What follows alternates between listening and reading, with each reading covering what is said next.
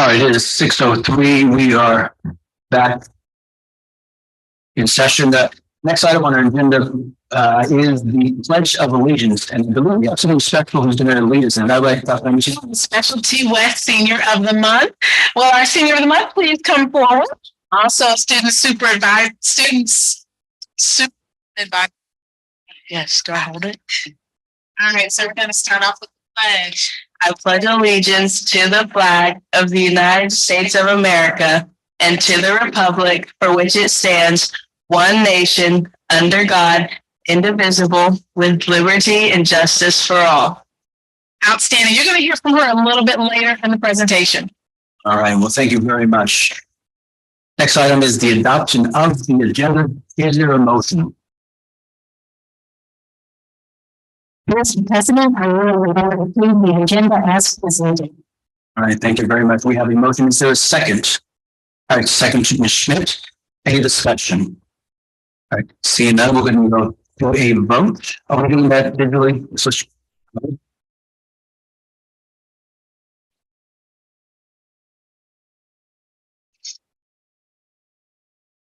All votes are in and the motion carries unanimously. All right, thank you, everyone. We are now to the highlights, and I'll turn it over to Dr. Anderson. This is my favorite part of the board meeting. We're going to start off with our Senior of the Month. So we will start with a video, and then we're going to turn it over to Principal Buckendorf, and he will introduce our senior. So please enjoy the video. This will be the first time she gets to see it as well.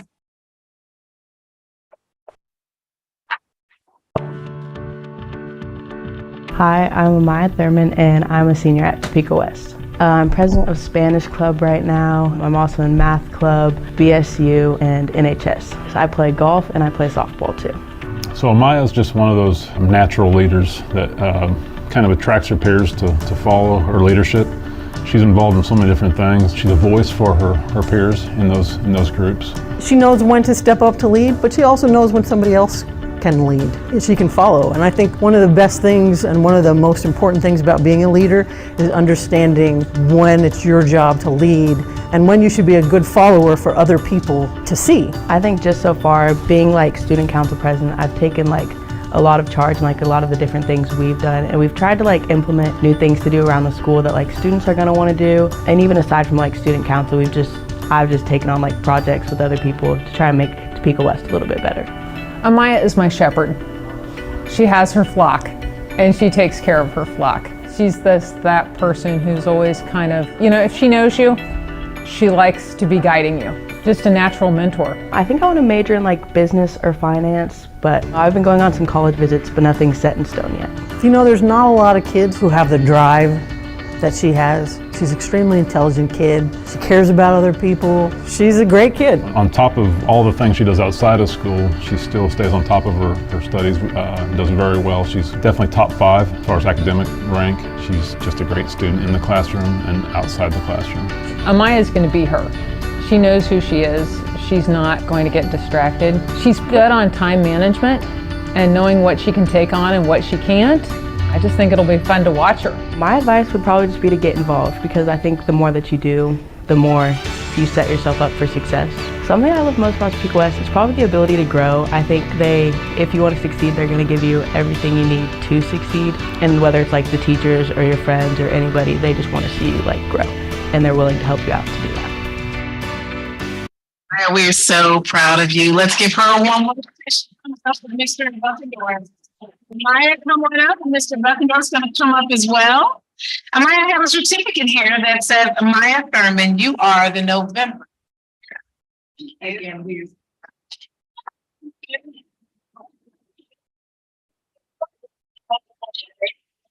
Thank you, Dr. Anderson.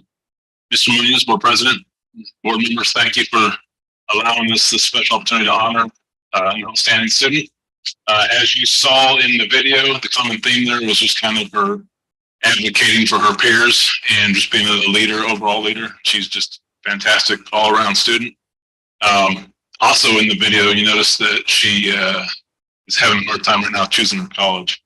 She's gone on several visits, so she made it tough on us to find a gift for her. And normally we try to show something from a college that they're going to attend, but she has made it very difficult, so we just got something a little bit different. But yeah, like I said, she's a great kid, and it's just an honor to introduce Maya Thurman to you guys.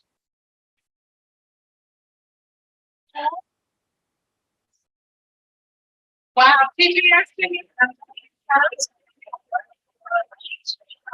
That is a first. So Miss Allen wanted me to say, if you couldn't have a picture with her, then that would be the next. They're going to want to ask you a few questions, so we'll turn the microphone over to you and the board. Congratulations on being recognized as the November Senior of the Month. It's a huge issue, a big deal. I'll open it up to our colleagues here. Ms. Schmidt, do you have a question for Maya? Congratulations, you should be very proud. My question to you is, what advice as a senior now do you have for freshmen? Kind of like I said in the video, I think the biggest thing that's helped me out is just staying involved, and especially with COVID, like I wanted to get involved in anything I could and take advantage of like being with all the people that I could, because I really am just like a people person. I like to be able to help people out and be around people. So I think definitely trying new things and just getting to be around new people and doing new things. That's my advice. Other question, Mr. Tatum.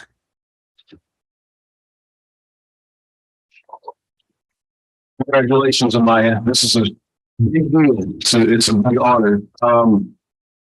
We are definitely proud of your success and wish you all the best. And it sounds like you got some choices to make. So of all the choices, what else have you visited so far, and are you leaning towards one that really stands out to you? Recently, so I visited Howard and Washington, D.C. first. And it had its ups and downs. I liked it. And then I also visited Creighton, which also had its ups and downs. And I applied to some already, which I have not even visited yet. But I think next I'm planning to go to California to visit University of Southern California. They have a really good business school. So I think I'm going to look into that next. And yeah, basically just anywhere I think within the next few months that really like gets my attention and stands out from the rest. That's where I'm going to look into going most. All right. Let's go to Ms. Stuart Campbell and then Dr. Thornbeck. Hi. So in the video, it said the president of the Spanish Colony. And so my question is, what do you like about Spanish, and do you plan to pursue studying Spanish in your university? I think Spanish, I started when I was in 8th grade, so it was kind of like easier for me to catch on than most students. And I think just being able to like learn more than just like the actual language, and like in Spanish Club, we kind of focus more on like the culture. And so doing things like last month, we watched Coco after school, even the little things like that, I think just make it a lot more fun than just like sitting in the classroom and learning it. And it kind of helps me grasp it a little bit more. So I'm planning on taking my biliteracy seal in January. Hopefully that goes good, but if not, I think I am planning to take it in college still. Gracias. Maya, the world needs more people like you. So my question is, how can we get more? Was there something that inspired you, a person, an event, an occasion, a book, or you just naturally have the best? My parents, they did really good. So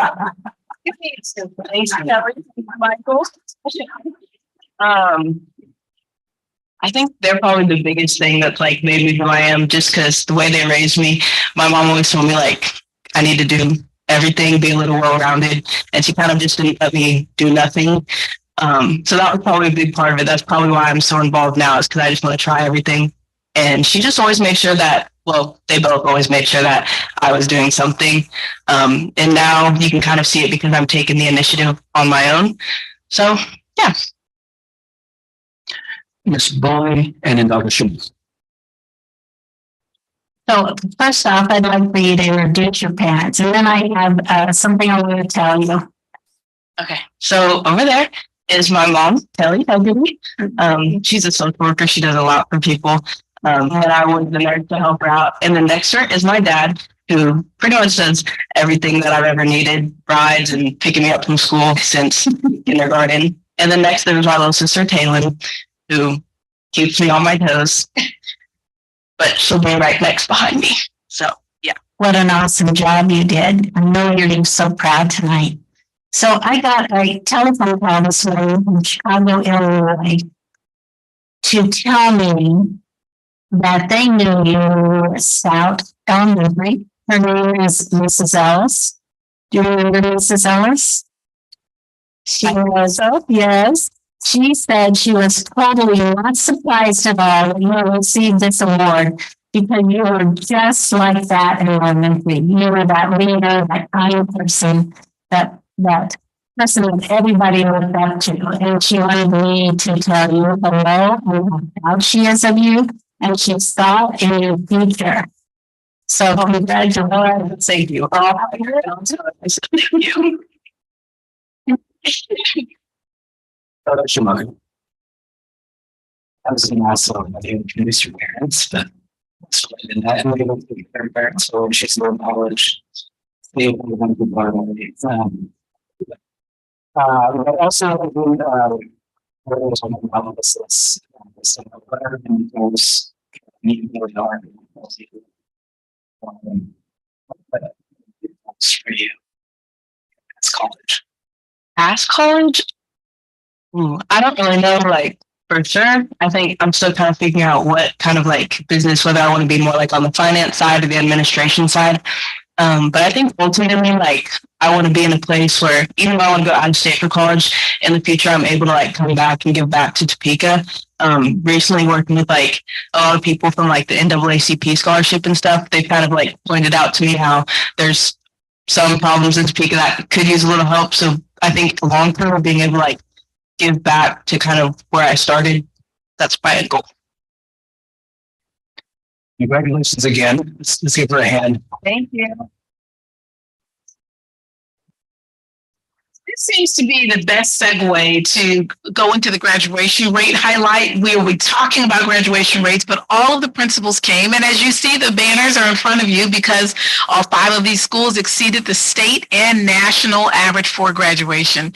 And so at this time, although we'll be talking about this later in the presentation, if we could have Amaya join that photo with all of our principals, we'll take 2 photos and have our principals come forward and our board members to take the picture with our senior of the month, and then our principals to come on up and have their picture taken as well. You'll get a chance to interface with them as well in a little bit.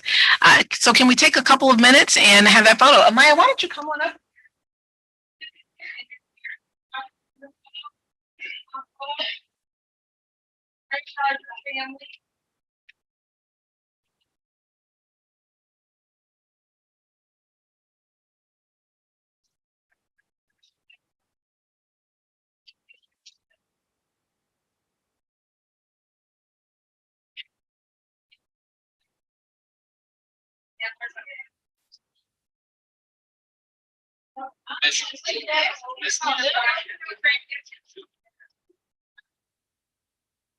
Yeah.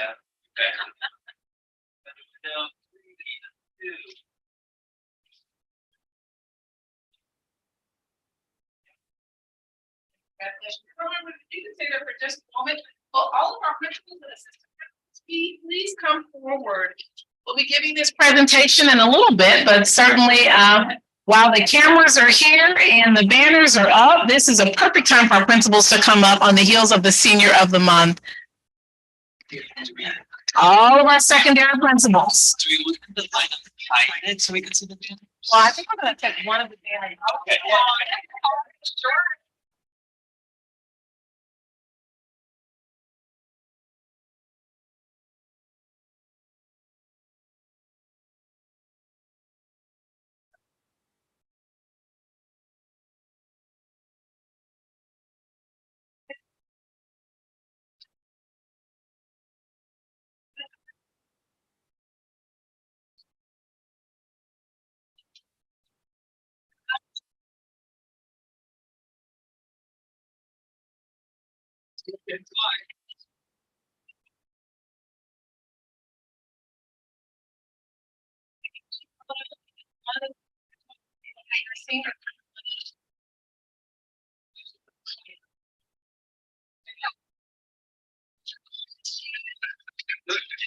One, two, and three. Maya, can you join us, please?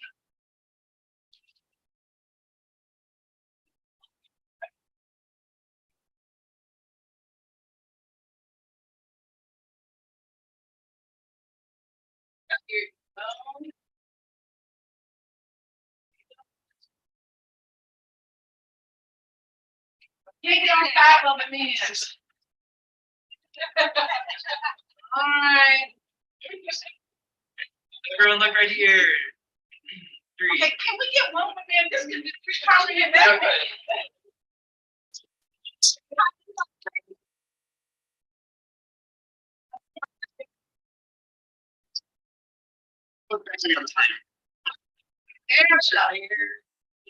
Got them all in? And you see Hope Street in Cass City right here. That's what they all know. All right, shine. Everyone look at here. Three. Yeah, I'm doing one on my phone just to be sure. Really quick. Okay. 3, 2, 1.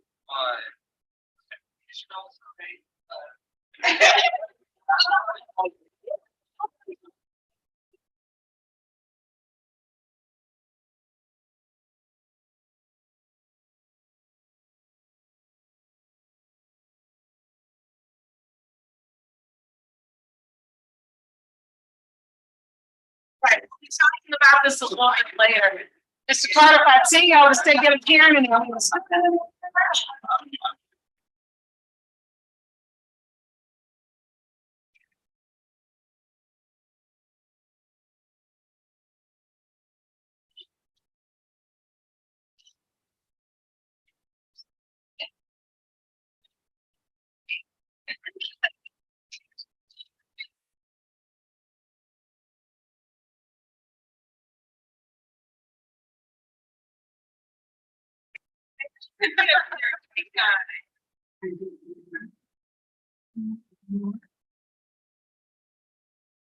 All right, with that highlight being accomplished, I thank you so much for indulging for just a moment. They can get their banners if they have other evening events to get to as well.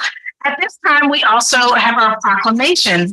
And so we have a new staff member, and I'm going to come up here.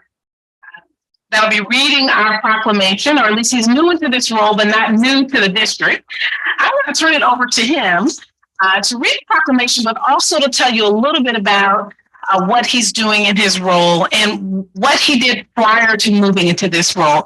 So I will turn it on over. Sir.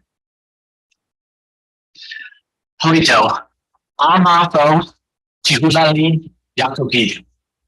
Proclamation of Topeka Unified School District number 501, Native American Heritage Month, November 2022. Whereas Topeka Public Schools wishes to commemorate the sacrifices of Native American Indians and indigenous people across this great land from time immemorial up into and including the 21st century. And whereas during the month of November, we take the time to reflect on the contributions made in the past, to celebrate the peaceful coexistence of the present, and eagerly anticipate our future as we proudly accept the gifts continually given from the members of the Native American tribes, including students in Topeka Public Schools. And whereas, as we offer various methods and modes of instruction to give all students the opportunity to learn and experience Indigenous cultures in the field of music, dance, art, science, ecology, literature, economics, politics, and others. We strive to incorporate these contributions into our everyday lives. And whereas the Board of Education, staff, and students of Topeka Public Schools wish to honor the Native American Indians, Indigenous peoples, and their nations throughout this land. Now, therefore, be it resolved that the Board of Education of Unified School District number 501, Topeka, Kansas, does proclaim November 2022 as Native American Heritage Month. And we encourage our staff and students to join in this month of recognition and celebration. And be it further resolved that a copy of this proclamation be included in the minutes of the Board of Education's meeting November 3rd, 2022. In witness whereof, we, the Board of Education of Topeka Unified District Number 501, do hereby affix the signature of our president and the official seal of the Board of Education this third day of November 2022. Thank you, Mr. Taylor. That had to be the reading of a proclamation. I'm going to turn it over to Mr. Taylor to share a little bit and then answer any questions from the board. Right. Hello. So yes, my name is Dale Taylor. This is my 10th year here at 501. This is my first year in this role as consulting teacher for Native American Studies. Before this, prior to this, I was at our great middle school, Jardine Middle School, where I was a math teacher. I was an interventionist. I taught 6th, 7th, and 8th grade. I still coach there, but that's where I spent my time before taking over this position. During the summertime, also, I teach at our Native American it's like a Native American club, our summer school program where we just get together and do fun activities and try to have a good time. So we'll turn over to the board to answer any questions. And if there are any highlights in your new role that you would like to share, if you'd like to share one or two, that's a good time for that. Okay. Well, one of the things that I thought that we should do and make a change from what our program was is I just think we need to honor our Indigenous kids as they graduate, because that is such a great achievement. So I don't think I'm going to be able to do it this year because it's a long process, but we've got the permit going. I have reached out to receive eagle feathers, and I think one thing that we can do to celebrate here in the near future is honor our graduating seniors with an honorary eagle feather. So that's one of the things I'm bringing. Mr. Taylor has identified more Native American students, given he represents our Native American population as well than we have identified in the past. I may say that. Yes, I have gone out personally to each school and just kind of have tried to make my presence felt and make this program known about within our elementary, middle, and high schools. And hopefully we can continue to grow it as the years progress. Thank you. All right. Any questions, President? Yeah, Mr. Chair. Well, you certainly have made an impact. I mean, I've run into you at full events, so you're certainly being out there, and so we appreciate that. Tell us a little bit about the role and sort of the work that you do, and then the support that you're able to offer to students who are Native American.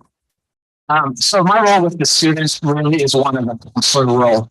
We focus on attendance and graduation rate and just kind of promoting a healthy educational background. So I do my best to meet with students daily and just kind of get to know them on a personal level, but also work on any classes they are struggling in. I prefer to help them in math, but I will also extend my limits out to language arts when possible, and history and science and the rest of them as well.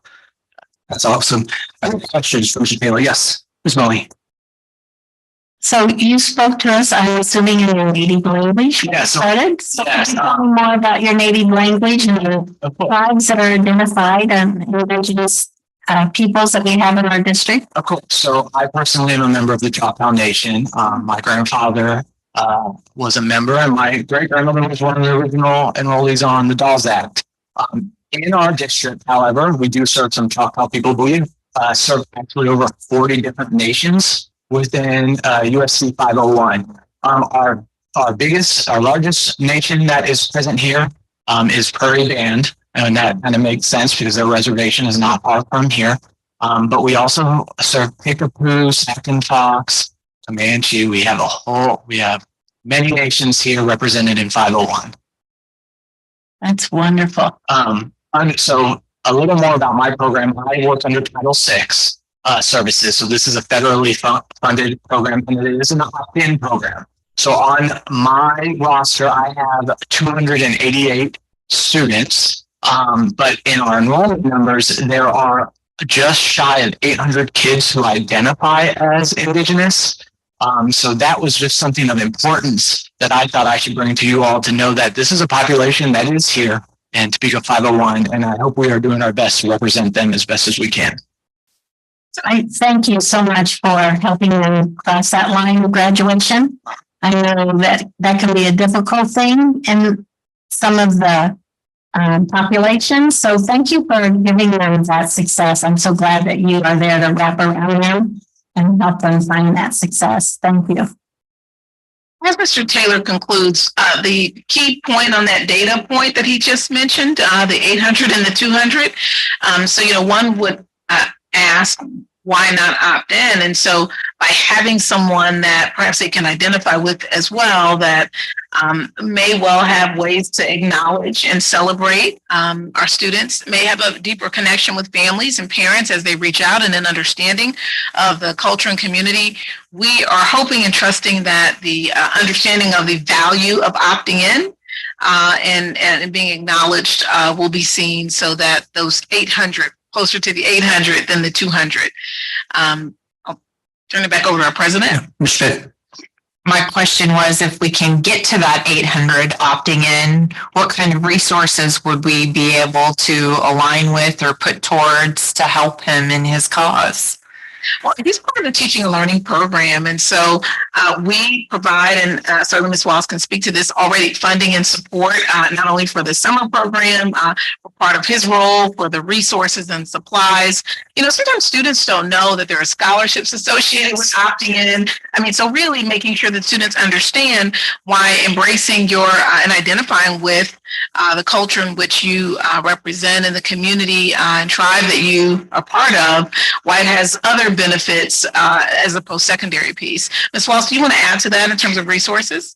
Yes, so Title VI is a federal grant, and it is the dollar amount is dependent on the number of identified students. So the more students who opt in, the greater federal dollars will receive. I want to thank Mr. Taylor for his hard work, and we're just excited to have Dynamo from Jardine. I know the Jardine want to give him up. I have one more question. So given that we're commemorating maybe the 30th, I'd love to be able to find out more about any sort of event that's going on in our district. So yes, sure. And without misspeaking, because it's just off the top of my head, I do know that there are multiple elementary schools celebrating this month with just a celebration of culture night. So it will include our Indigenous population, but I'm sure that any other families that want to contribute to is more than welcome on those nights. I know Robinson Middle School is putting on a week-long celebration, along with talking about and speaking about the missing murdered Indigenous women of America and Canada. And there is a celebrational walk happening just to kind of promote that on a Friday. So I would hope some of you may join us strong on that as well. But and then our high school classes, I do believe this is one of the first years that our high schools there is a history elective for Native American studies that our high school kids can take. We are working with KHCE and KU to adjust our curriculum as we go, because we have a great curriculum, but we know it's not perfect. So we are working alongside the universities and KHCE to make it a better curriculum in the years to come too. Yes, Mrs. Stewart. Yes. Thank you for all your work. First of all, I have a few questions. What would be the best career activities? Because I was going to say, how do our Native kids, how are we identifying? If I ask a question, what do I say? Do I say Indigenous? Do I say Native? Do I say tribal? So those are my. Well, it's always great to acknowledge a student by the nation they belong to. We have many nations in this country that once exist. So if if they're Prairie Band, or if they're Choctaw, referring to those cultures by their names, that would be the most appropriate. But it is still okay to talk and say Native American and Indigenous. Yeah. Okay, thank you. Okay, so how do we identify them? Like, when they were rural?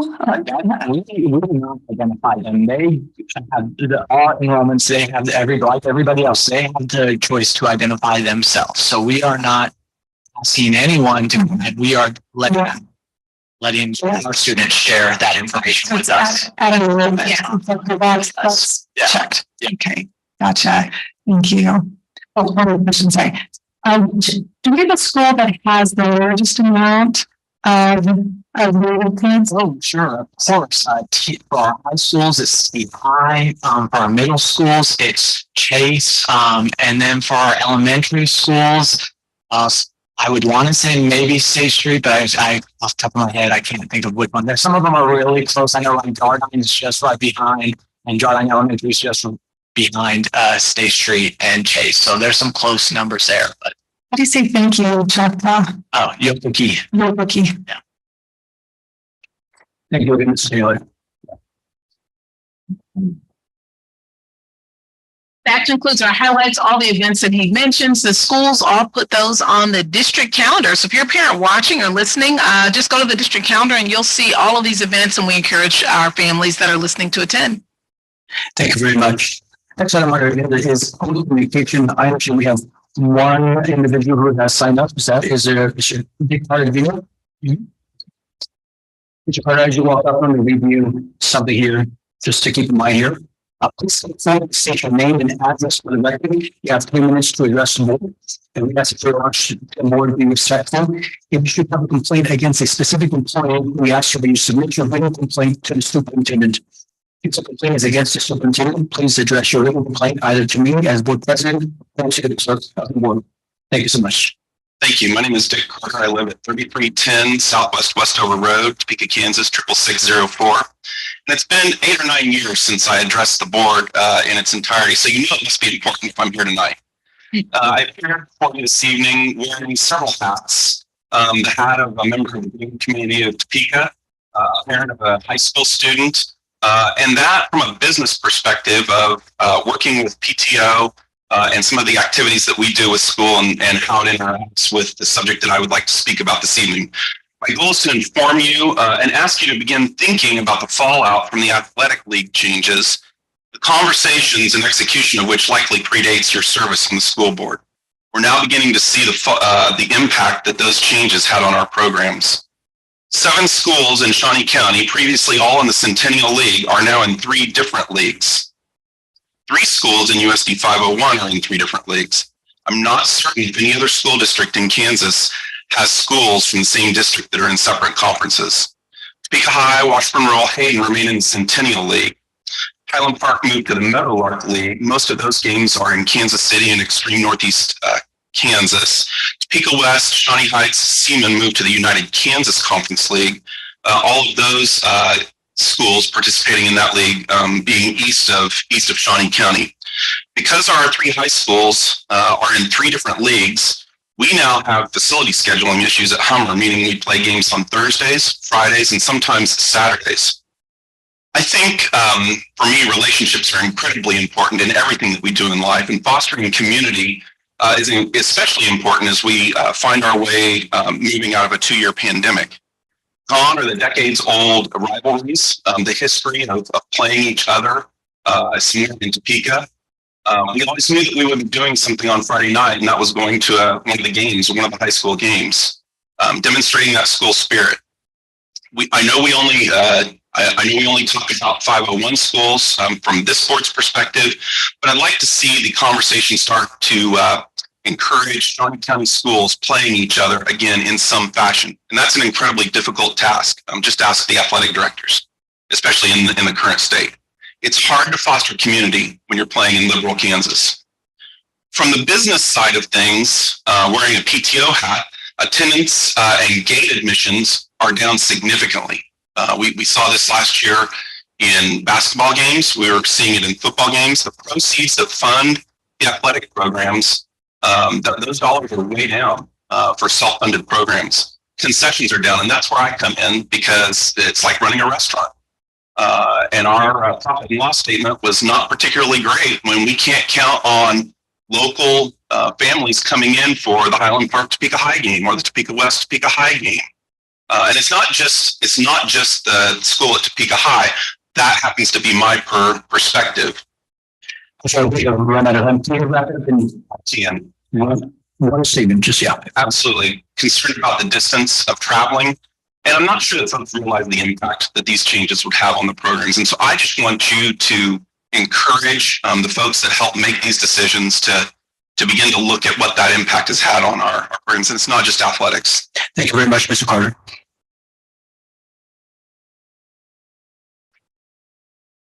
Okay. Next item on our agenda is the disposition of business by consent. Is there a motion?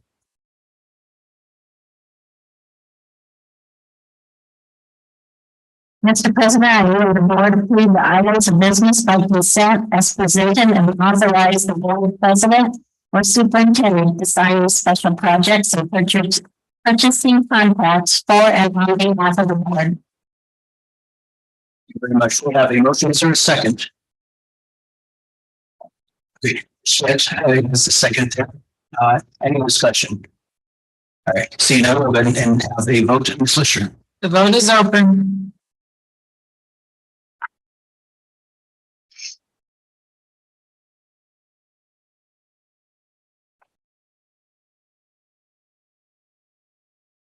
All votes are in and the motion carries unanimously. Very much. Next item on the agenda is Stuart and Florida for the Township. That's an honor to Dr. Anderson. Thank you. And this is the moment in which we talk about college and career attainment and graduation rates.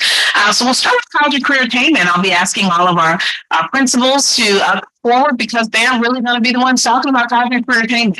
We'll start off first with Mr. Dick, and he will begin the presentation with a PowerPoint. It's so much more interesting to hear from the boots on the ground or sneakers on the ground, and as opposed to, or what is he wearing, or dress shoes on the ground, as opposed to hearing from me. So I'm going to turn it over to Mr. Dick. We'll wrap that up with just some general information about increased graduation rates as it relates to college access and career access. And then all the principals are here. So we are encouraging board members to ask them a little bit about how they got to where they are in terms of graduation rates. And we'll just be restating what those rates are. And then Dr. Kip's going to follow that with a little bit more detailed report. Let's start off with Mr. Dick. Good evening. Thank you for the opportunity to share a little update about career and technical education in the district and some of the things that happen at TCALC, the Topeka Center for Advanced Learning and Careers, as it relates to college career readiness for all of our students in secondary schools. On the first slide here, just a list of the pathways that are available throughout the school district. These are either in the various high schools or those that are in bold and underlined are the pathways that are currently present at TCALC as we go now. The next slide just talks a little bit about, and I know you've heard some about this and approved some agreements as we've kind of built this as we go since July this year, but our partnership with Stormont Vail to offer the CNA courses at TCALC. Those things, so we've worked with Stormont Vail. We have a Stormont Vail licensed nurse who also has a CT certificate through KSDE that allows us to issue high school credit and teach those there while they do that. Stormont Vail provides all the instruction for us. We get various people from Stormont Vail. So it's really been great that we have the opportunity to have 10, 12 people from Stormont Vail that come and interact with students and teach part of that. Part of that is human resources from Stormont Vail, which is a little bit unique in one of these programs, in that we have quite a bit more seat time than is necessary to teach the course. And so Stormont Vail's taken that opportunity to use human resources to kind of help just do some training around being employable with our kids. And so help them go through some of those processes. We've set up clinical sites with Stormont Vail with a couple of adult care facilities within the community. And so students are getting ready to start clinicals here in the next couple of weeks. They'll all take the CNA license exam at the end of the semester. We have the capacity to hold about 40 students each semester, 20 in a morning session, 20 in an afternoon session. As of the end of the day today, there are 4 slots open for next semester, and we anticipate those will be full by the end of the day tomorrow. And then we are exploring some potential for some other programs in the future with Stormont Vail. In particular, we're looking at adding phlebotomy, which may happen here next semester. We're trying to kind of narrow down the details of that right now, but that may happen in the future pretty quickly. With all of our programs, we try to ensure that students have the opportunity to either get some certificate credential before they leave the program, or dual college credit in one way or another, or some combination of the bunch. In most cases, it's a combination of several. So we try to make sure that everybody gets the opportunity to do some certificates. Some programs lend themselves a little easier to it than others. And so some of the certifications that are offered in various programs are the CNA, of course, CPR. We do some with FEMA emergency management and go through all the different levels of emergency management certification. Stop the Bleed, there's some robotics programming, OSHA 10, Adobe, Certified Protection Officer. Those are just a few of the examples. We currently have a pretty good partnership with Allen County Community College, where we have about 100 students who are enrolled in some course through Allen County, at least one. And they do that online as part of a course that they're taking at TCALC. In our teaching pathway in particular, Allen County actually sends an instructor to us to help teach a couple days a week, some of that, so that those students are able to do dual credit classes. All of the classes that we do through Allen County that are online and in person there are through Senate Bill 155, which in the community college world means there's some state funding for that. And so it's no cost to our students to do those credits and get those college credits through Allen County. We also are working on agreements with Washburn Tech related to some dual credit opportunities where students would just stay at TCALC, but they'd have the opportunity to get those credits through Washburn Tech. We're exploring some opportunities with Washburn University and some of those more challenging programs that get certificates to allow some of their instructors, like we do with Allen County, to come and teach on site. And then we have an agreement that we're working on with Wichita State around engineering credit for students in robotics that they'll allow them to get. And then our last slide here is just, we try to do a lot with community and business partnerships and get entities within the community involved at TCALC. And so there's a couple different ways we do that. Probably the most broad way is through every one of our 16 pathways has a pathway advisory board. And so all of those pathway liaisons try to connect with members of the community, businesses to be part of that. Usually we have 3 or 4 business partners that are part of each advisory board. They do a pathway improvement plan that we need to kind of try to incorporate in our courses. And so they go through that. Next week, actually, on a Wednesday evening, is the first time we've ever done this, but we're doing the dinner and doing all of our pathway advisory board meetings in one evening. So we'll have a dinner for all of our partners, kind of talk about what it is we're trying to accomplish when we do these things. And then they'll break off and do their meetings, and we'll be there to circulate and help and be part of that. Our business and community partners, a lot of things they do, internship opportunities for students, job shadowing, mock interviews. We have guest speakers from a lot of those groups that come. And then, of course, they participate in pathway advisory boards. And we are always looking, and it feels like almost always in conversation with someone about how they can connect and be part of the future of our students. So that's a pretty brief kind of overview of some of the stuff that happens at TCALC and in CTE across the district. This slide, I think, is from me. So as Mr. Dick stays at the microphone, we're just going to highlight really quickly what does all of that mean in terms of college opportunities. So Mrs. Walsh will speak a little bit to that. You know, TCALC has the College Prep Academy, but at another board meeting, College Prep will give a separate piece as we really focus on TCALC and college and career. So we are on track this year to have increased about 25 to 30%. In the number of students who are getting a post-secondary opportunity. So 815 credits this semester from all of our various high schools, from Washburn University. We have 120 students attending WIT. In Allen County, we have 100 from TCALC, but we have 36 students also scattered across our high schools that are taking some Allen County credit for free. And then as you heard me mention at an earlier board meeting, we have a partnership with the National Equity Lab, which offers college credit to our students from Tier 1 universities across the country, like Harvard, Arizona State, various universities across the country. So as a reminder, the Ed Equity Lab, this is our second year, I think. Yeah, this is our second year doing that in Allen County. It's about the 4th year when we looked at how do we make sure that we give you all of these opportunities at no cost, as opposed to saying people have to go to WIT or Washburn Tech. Allen County came to TCALC and toured, and Mr. Dick has expanded on what they're doing. With those two pieces of information, we're going to turn it over to the board to ask questions, whether it's about TCALC, college credits, but really the principals who do the hard work. Mr. Dick and all the principals that just got the banners are the ones that will answer those questions. So if you have questions about specific schools, or you'd like certain principals to answer those, please do direct it accordingly, and they will come on up to the mic. Any questions about TCALC? Yeah, Mr. Kim. So I had the pleasure of visiting people last week with Ms. Schmidt and was very impressed with pathways, the student engagement, just the environment. I'm going to bring a computer here, and I wasn't joking, but and do work from there or in my home office when I was able to get away. It's just very, very nice facility, and congratulations with everything you're doing.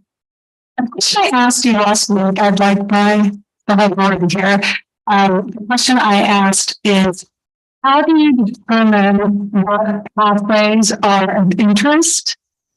And how do you determine what it might be important to consider?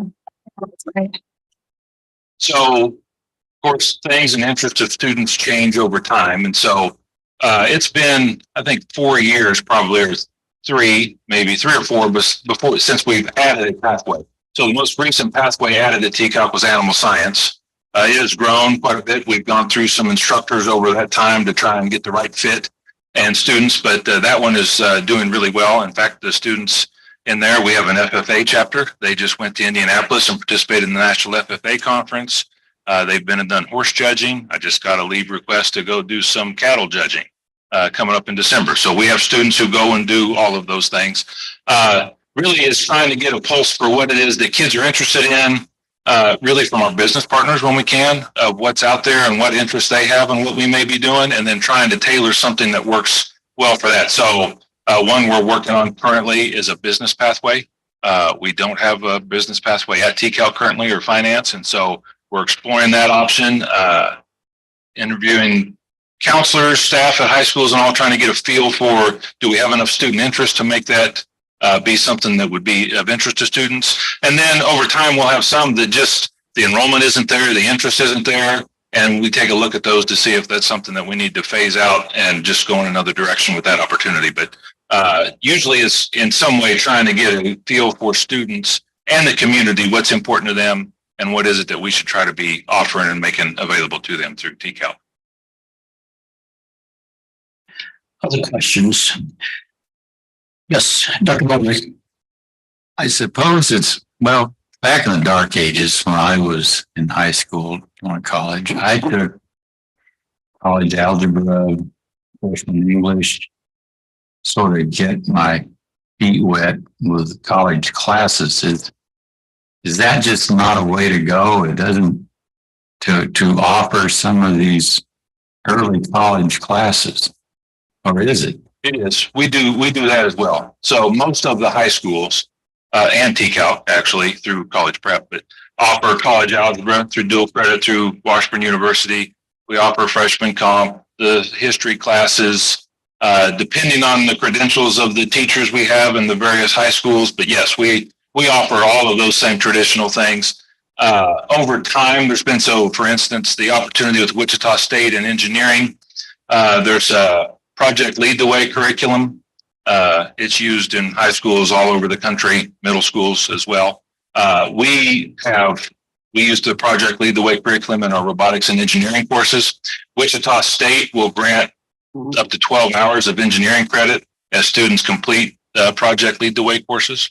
So we're working on that articulation agreement in order to do that. But yeah, we do all of those traditional course things that you would be used to and going to college as entrance requirements, where we have some additional things that are available now. Why wouldn't it be more popular? I'm amazed the numbers. I would think there'd be a vast interest in these programs.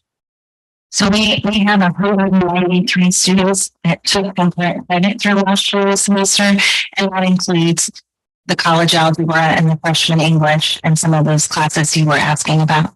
And how many seniors in those three high schools, though? We have about 900 seniors. Right, so to your point, you're saying, why do we have 193 is what you're asking out of the 900 seniors overall. And so with that, that will lead right into the graduation report, because one of the things that we also know, in addition to offering the college credit, we know that we also offer industry credentials. So beyond college credit, if you'd like to go straight into industry, if you want to get certification in HVAC, if you want to get certification in any one of the career technical education areas, which may or may not be a college credit item, you can also receive that. And that is part of the report that Ms. Wallace has also given. Ms. Wallace, do you want to add to that? Yes, so along with the 193 students that got different credit, we have 120 students who attended WIT, and will get some kind of an industry credential or certification that comes out of their program there. So you're talking approximately 300 or so or more students in that regard, Ms. Wallace? And then another 136 students who are getting credit through Allen County at no cost. And then we have 35 students who are taking advantage of EdEquity lab classes. So across the board, it's more. It's significant. So concurrent credit is different from Allen County. It's different from industry credentials. So all of these wrap up college and career, and the many different pathways we can make open for young people to access those opportunities. And with that, Just to say, Ms. Boyd, you have a question for you. I'm just wondering how the credits are paid, and will all students pay the same amount for credit hours or some free? I was just wondering how we're deciding the cost of this. Ms. Wallace will address that as we bring up the graduation report. Okay, so EdEquity classes actually very economical. They're $220 for a 3-hour class, and those are paid out of the building title funds, or some are paid out of Title IV, if it's a high school that doesn't have Title I dollars. And then the Washington credit classes, each of the high schools has a scholarship application process and part of need, and if they qualify for free and reduced rates, all of that goes into whether or not they garner a scholarship for that, which is funded out of their Title I dollars. Are there expenses for parents also in some of the credits? Yes, I mean, and sometimes it's a partial. For example, Topeka High sometimes will scholarship part of the tuition, and they always ask the parent how much of the tuition they can afford to help with. It really is perhaps a better quality course and grade if the student has a little bit of skin in the game. And we also have our early college program, which we have a graduate this year. So in May, Tiajane Ray, our first student, who is a college prep student in middle school, attending Highland Park. She started college last year. She graduates with her associate's degree in liberal arts. We're the only district in this region, one of few in the state that has something like this. So as a sophomore, she ended her sophomore year, started full time. We do have 2 teachers, Ms. Foster and Dr. McKnight, that meet with the students each week on campus to make sure they're doing okay. She will graduate, I believe, on the dean's list. And our second student also, I believe, is going to make the dean's list this first semester as her first semester. So they'll both get their high school diplomas, but Tiajane will graduate in May. And we look forward to some of our board members attending the Washburn University graduation for that one student at no cost to her parents. So she will receive that because she's a Topeka Public School student. So we're able to funnel those dollars there. We also thank Advisors Excel, who has given philanthropic support to college and career readiness, specifically aimed at Highland Park in particular. Yeah. So all of these amazing opportunities, how are parents and students informed about the choices? So Ms. Walls may want to add to this, and the principals can talk. The principals are here. They can talk about this as well, about how they inform families. But in addition to our webpage and marketing, we are excited because College Prep has taken on creating a graphic since they've done it for each student. You click on the student's face and all these opportunities come up. So we shared your inquiry previously. So they are excited to present, to share a graphic that they coded and created. That will also allow you to click on something and a lot of different things come up that shows you those areas. But our principals do a great job with getting all of these students in these programs. Ms. Walsh, do you want to add to that? And the principals can answer that as well. Well, it's through counselors and morning announcements and the school newsletter and the school webpage. And Ms. Morrissey, if you want to come forward and just share. As Ms. Morrissey does that, then we'll go straight into the graduation report. Then we're going to turn it back over to our principals so you can ask them about these amazing rates that they all have and are responsible for. Ms. Morrissey. Good evening. Ms. Wallace hit the majority of it, but we hit them hard with it. We do email. We have the ability to blast out to parents in classes. The teachers in the classes will email, let them know it's a concurrent credit class that they can take it. Ed Equity, our gifted coordinators have taken it on, but they will also speak to those students who are in courses that would be the obvious feeders for them. So they don't care whether they're in the gifted program or not. But there is any way you'd have to be hiding under a rock to not know that the offerings are out there.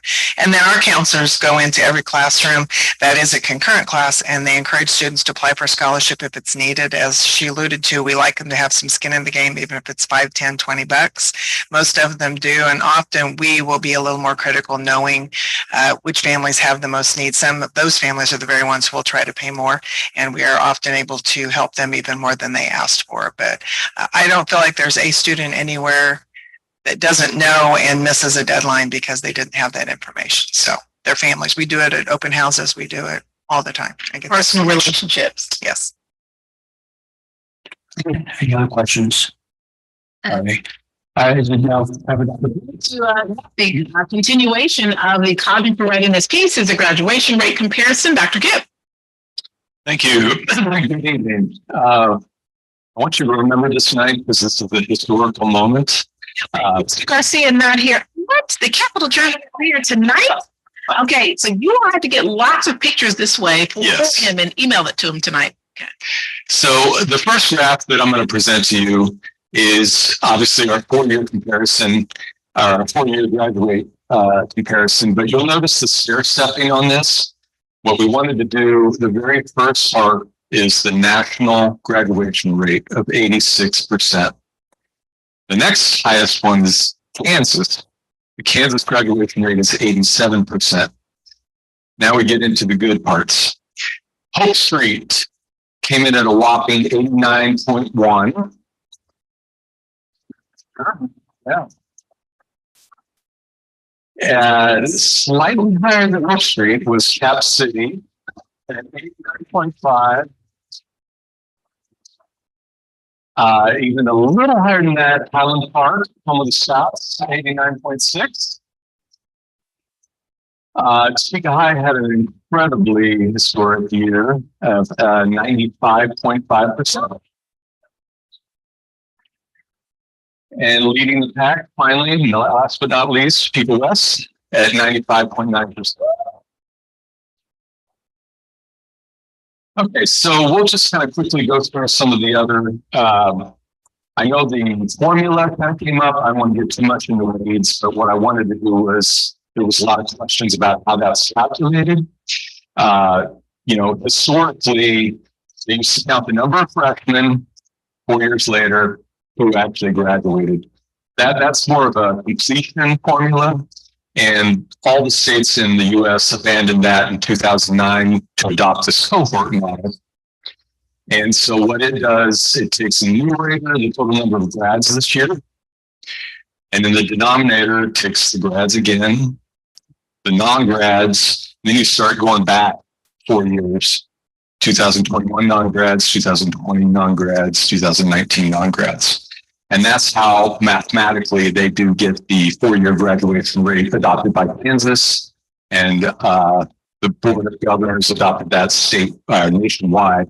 There's a 5-year floor rate, And so you would just add on another like 2018 non-grads, but the 5-year rate is not counted. It's not included in accreditation or any KSCA calculations.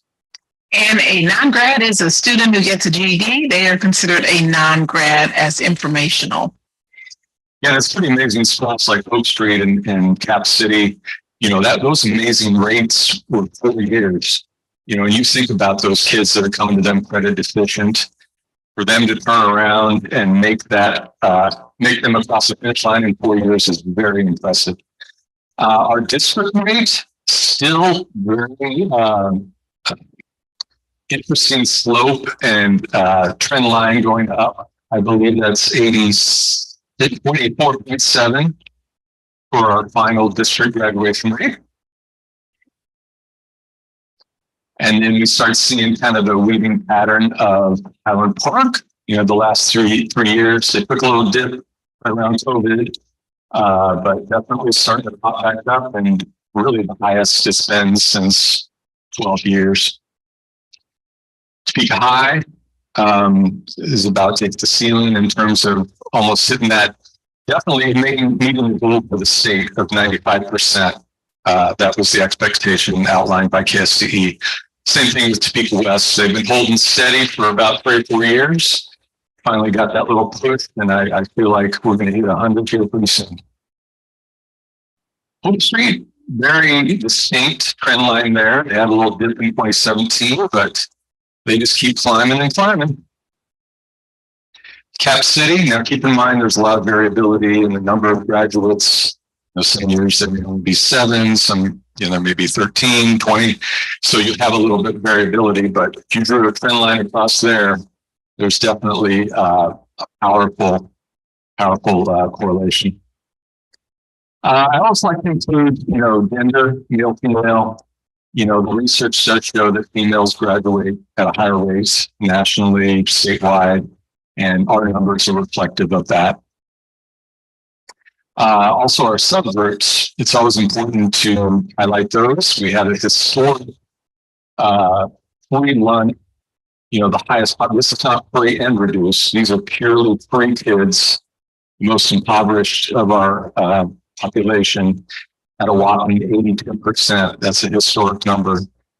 Special education, you'll see that jump in that green bar there, 85.3, historic mark. And then finally, ELL started to have a trend line back upwards. They did have an amazing year a couple years ago, but definitely on a very good trajectory. So some of the highlights, our raw numbers are always good. Last year we had about 800 graduates total, or in 2021. 2022 we had 859. And this really just kind of summarizes some of our historic things that I've kind of talked about with some of the schools. Again, we're keeping that racial gap closed. In fact, actually, our African-American kiddos outperformed white and Hispanics. So record graduation rates for African-Americans across the entire district. So some of these strategies, did you want me to speak to folks, or? So what's the strategy? I think the principals would be the best individuals to speak to these. So if we can ask our comprehensive schools to kind of start off, or unless there is a particular question aimed at a school, I will ask Highland Park, who is our highest poverty school, our school with our highest free reduced lunch, to come forward. At one point, they were at 60% and have continued to climb. As Highland Park addresses questions, the items that are listed are systemic district-wide, not only expansion of what you've already heard with the college items, implementation of data consults and the senior spreadsheets, and watching that regularly. That's really wrapping up all of those items that we have talked about. The other item that we didn't talk about is the mid-year graduation. How many students do you have in graduating in December? We have, it's right now about 35, which is up drastically. I mean, we still got about 15 that are kind of on the edge right now. It's the highest we've ever had since I've been there. I've been there almost 16 years. And can you speak to your increase most recently, but the steady climb up, and why might students graduate early, which prevents the dropping out? So we, as we implemented that during COVID, we really looked at that strategy as one way to, when kids are working and they can't come to school, if they have enough credits, let them start their college and career aspirations. But can you speak to the climb? So one of the things that we have had struggles with is students might do all right freshman through junior year, and then senior year we see this drop of performance, of attendance, because they're working. Our kids are always working. They're paying for bills. They're helping in the household. They have to work. It's not like they want to work. They have to work. And so what we try to do is, if they are one of the students that we struggle with attendance because they're working, we sorry, this keeps going in. We use work for credit if they are able to work those hours, but we also try to graduate them by December so they can go ahead and work full time and have to do the back and forth. And this has helped drastically. I can't tell you how most students would not have needed it if we did not graduate them by December. They would have been done by May. So that is one of the biggest things that we have done for kids, and they appreciate it because they want to graduate, but they also have the world of money to pay for household bills. So with that, if there's anything else that you want to highlight in terms of how the steep climb, feel free to do that. And I'm going to turn it over to Ms. Morrissey. And then we know Mr. Buckendorf is new to Topeka West. So we can ask Mr. Buckendorf and Mr. Dick, because Mr. Dick was there about 4 years ago, and he really took it to that 90-something%, and they've just continued to maintain and grow from there. But anything else in terms of highlights, in terms of that steep climb, what do you attribute that to? I want to attribute it to our students, each individual students. It's all about them. It's about the individual kid who they need to graduate. And you can be deep, you can be doing families, to be doing needs, and we personalize their education to each single child.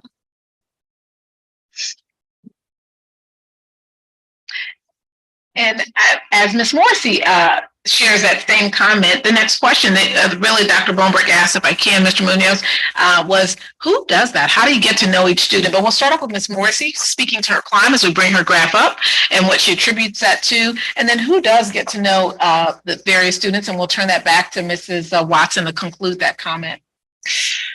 When I read 2016, I think the biggest impact, the biggest thing we've done as a staff is really talking about how to assess students and ensuring that grades reflect what a student actually knows. Well, we're not really looking at failures, which I think we should just look at that. So we're also looking at areas that we're going to get to what they can do. Because they're not performing well in ACT tests. We're seeing 18 out of 2 that have strategies. So we worked hard to make sure 3 things all the way in. And there is that a very flexible student goals at the end of the semester or some of those students. That kids have multiple opportunities. Kids learn at different rates. They learn at different ways. And that was the part that we need to get the results. And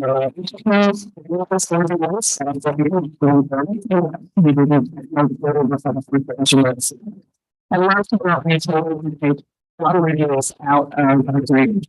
They are important to us. We're so extra things that we're also part of grade. Like 7 because of their numerous stuff. So, 20,000 impact. Average grade. We have 2 areas that we're special education and English language. So the average of the changes we provide for our STEM students was right at 4% rate. The average for male students was 55 to the average of 70%. This year, we worked for 6 years for girls from to real estate. And the reason we're because because of the point of the which is not the children for them, but for them. That was really I guess it's a progress. Those standards are as we have we're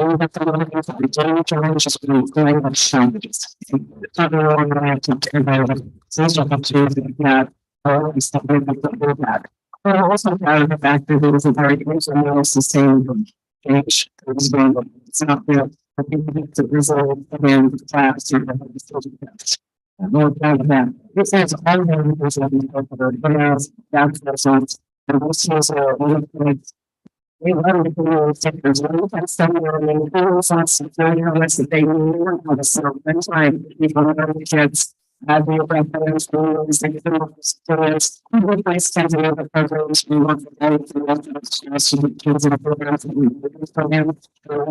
You know, so we work activities as well. We back together, you know, all of the instruction, which are better at curriculum, keeping it kind of believing us and making sure we took keep up our and find out we're able to place of those securities going to. We just is people here is to learn that they're not in the work and actually don't have students and most because they should be doing the stuff. So we kind of want to present it's straight. We are not sure that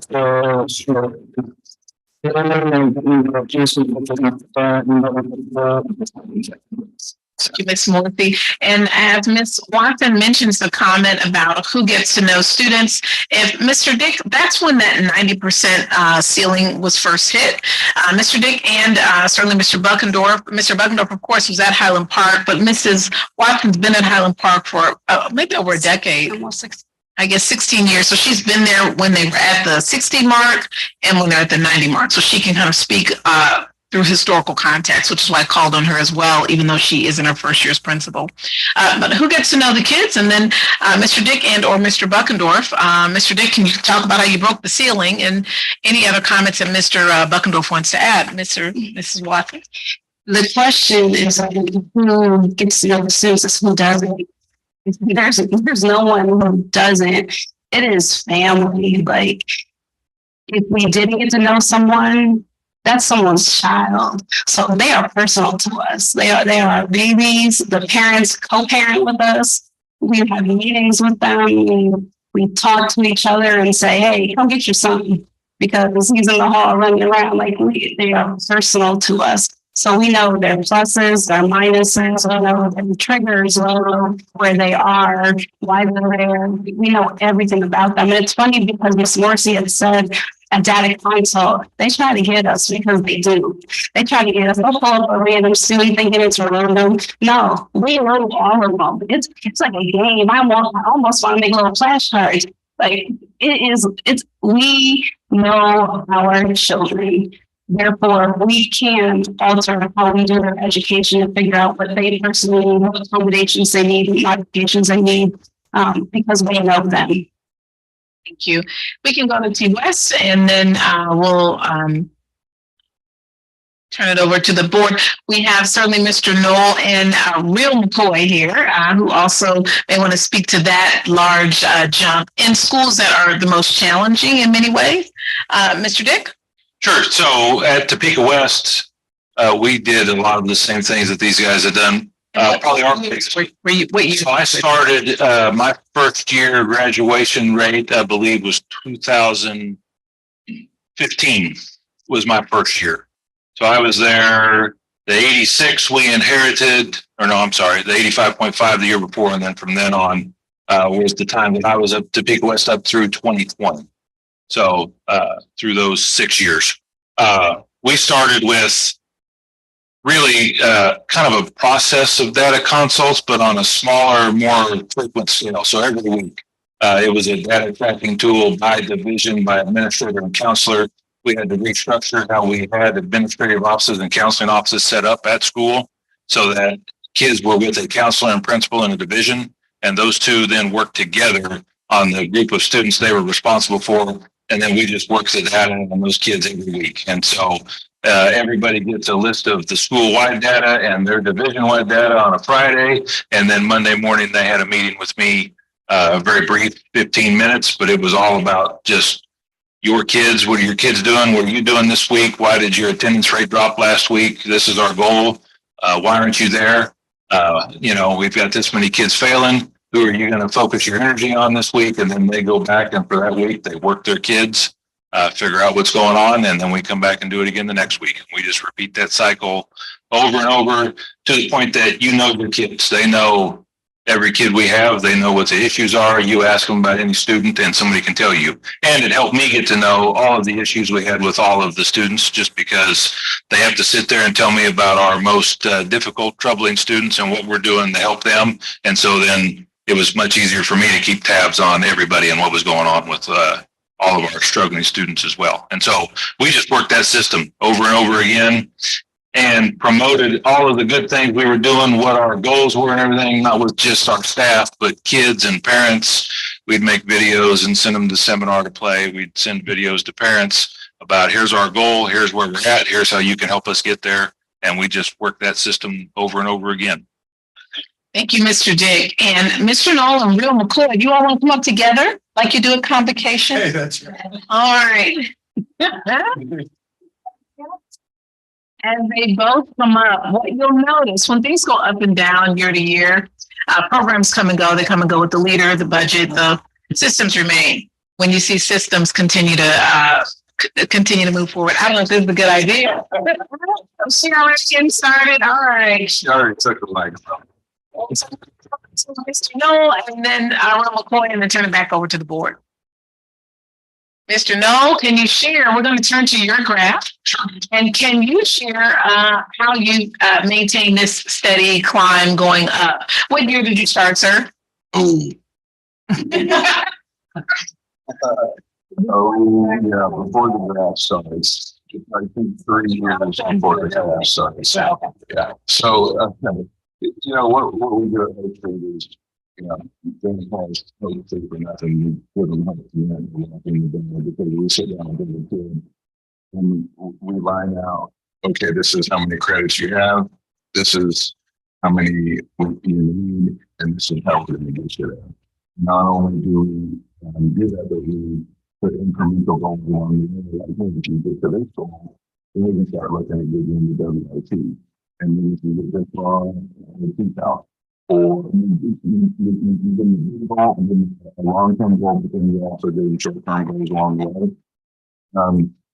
If you line that out for kids, a lot of times they just, you know, they look at you and they say, oh, you I can do this? Yeah, absolutely, you can do this.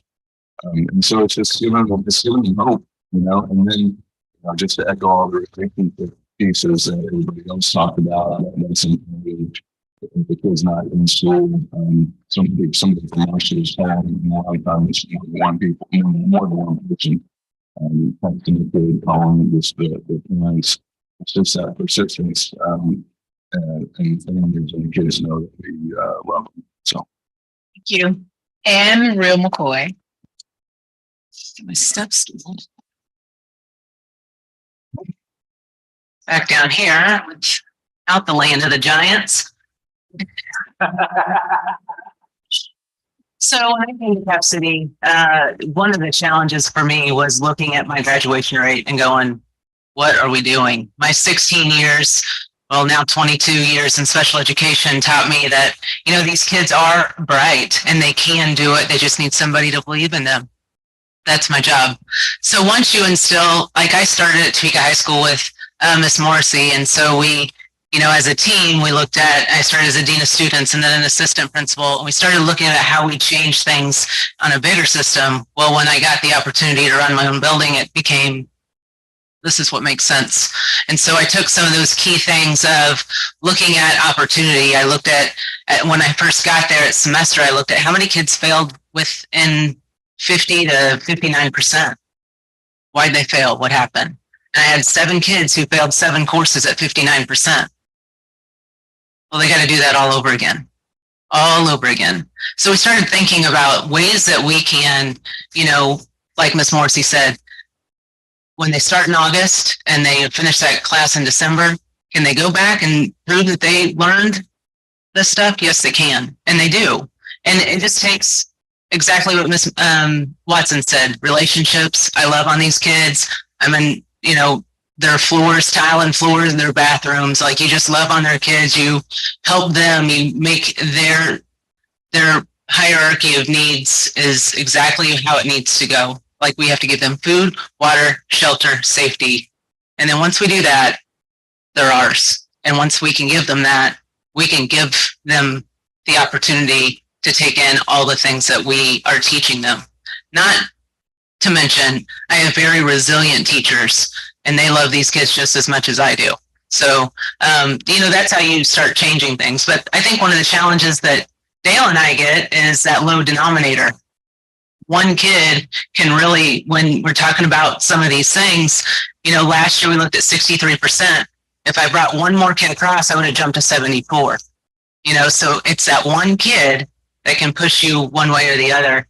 Whereas in the bigger schools, when you're looking at 300 kids, it might be 0.2%. But for us, we're looking at a bigger percent. So, for Mr. Knoll and I, that it's a big deal to see our numbers this high. And I'm so proud of my kids, and I'm definitely proud of my staff. It has nothing to do with me. They used my eyes, and it was the vision. So I'll turn it over to Mr. Munoz. And Mr. Buckendorf, so you're not chopped liver back there. I know you were at one school for a year and another school for a year. If there's anything that wasn't missed, feel free to jump on in.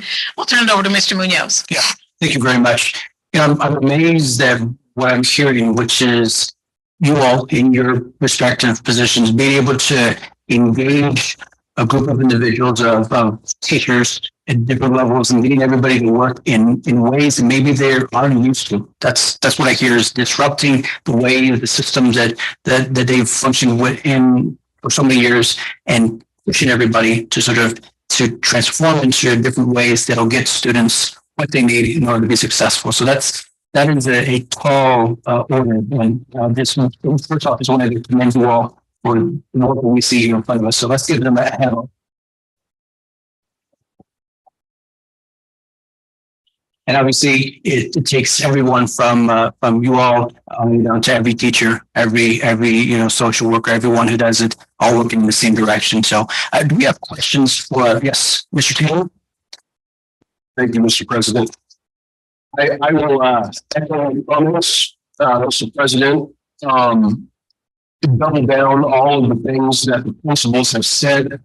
I can tell you, having visited, it's spent some time with Mr. Knoll and Ms. Morrissey and Ms. Watson and Dr. Grimes. They are not faking it. The hope building and the love and the relationship building, it's genuine. And I wonder if that is a big part of the graduation numbers that we're seeing.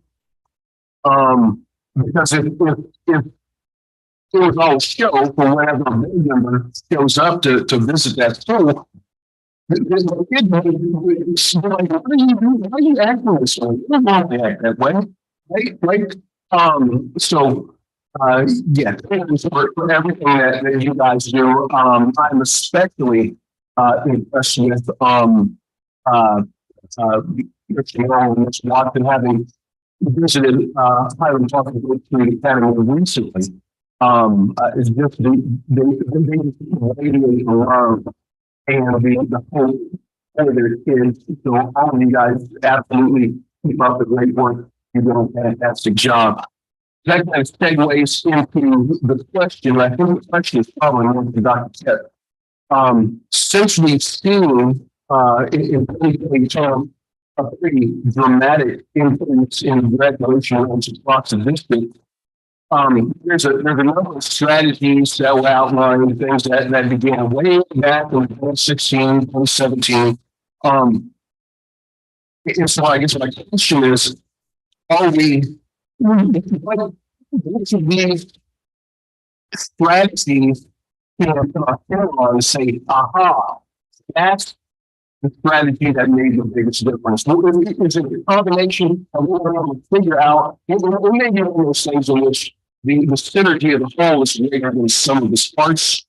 But I'm real curious to find out if there's one or two of these strategies or other things that aren't even listed on here that we can identify and figure on, so that we can replicate those techniques and keep going. So Dr. Kip can report the data, but the strategies, that's the work that all these folks, do. And systemically, I think you kind of wrapped it up with talking about, the whole. So there's no one strategy or magic bullet that's going to move a school. We say relationships, and this is something we said since I've started, and we say consistently in any school you go to, you can ask what are the three things, and they're going to say relationships, pedagogy, and curriculum. So kids will work for you if they trust you. They won't if they don't. Without relationships, you can't move anything else. So when we increased counselors in 2016, that actually helps the graduation rate. When we increase health workers, when we add health services, when we put pantries, food pantries, mobile food pantries on every end of Topeka, those wraparound services do serve the whole child because it gets kids to school. When we added bus passes, so all of those things. And so we can list a ton of individual tasks and things, but just know that they all feed into relationships. Pedagogy are your people. And so Mrs. Real McCoy, and I call her that, she was a special ed teacher. And I'm like, now that's the real thing. You want to be a dean? You want to be a principal? Yeah, really growing from internally our staff and having systemically leaders who are great teachers makes an amazing difference. So that pedagogy, having great teachers and them selecting those great teachers. And then the curriculum, that's the data consults, that's the resources. Those are the college and career readiness things. But relationships, pedagogy, curriculum. Any school you go into, if you ask what are the three things, they're going to share that because we continue to kind of drill down those three things. So it's all of that. If there was something that someone wanted to add. I just want to add a specific tool that I think has helped facilitate them. And I think some of them mentioned the data consults and focusing on the data, because that can ebb and flow week by week if the kid is absent or the grades fluctuate. They always have that data in front of them. And some schools have weekly meetings about it. So I think, I'm a little biased towards data, but, they provide the love and leadership, but they also are looking heavily at metrics and data. And so in 2016, we started, I was fortunate when I started, there was title money available and no one in the state but Topeka Public Schools has a data warehouse. It's one that many states use across the country. It's certainly one that Missouri Department of Elementary and Secondary Education was using. We were using in our district. So July 1, I was able to utilize Tyler Systems, which is what we have now, which allowed us to have data consults. So we really introduced that piece. Some people were already looking at data in creative ways and having scoreboards, as Mr. Dick talked about. But systemically, data consults started at that point, that 2016-17 year. Tyler will be moving away from and moving into something called Synergy, which is a kind of Tyler on steroids, if you will, partially because Tyler is moving away from student information systems. And so we looked at what are the top districts in the state and in the nation using, and they're using Synergy. But it's a way with one click to be able to look at data in a variety of different ways and to disaggregate it. And doing that regularly, they do it daily, weekly. I have the privilege of just coming in monthly and saying, this is our data consult. And they're right. I'll say, talk about Timmy Tom.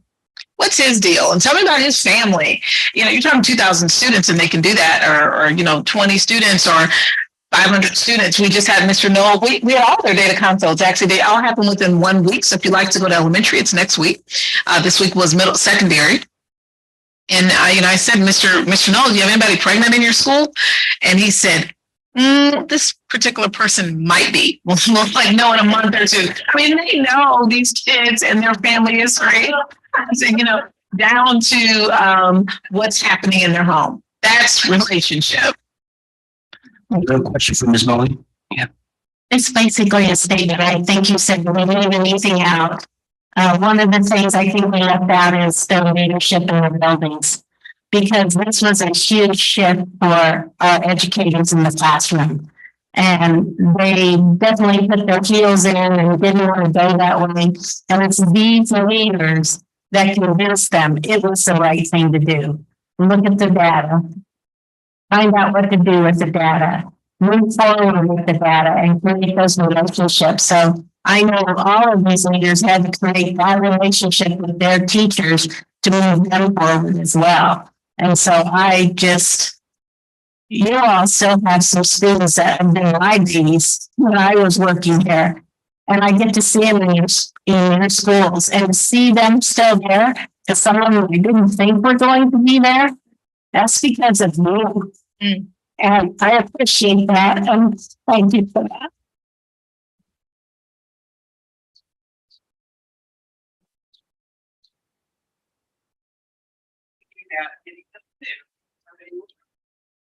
They remember kids. Thank you so much. For an example.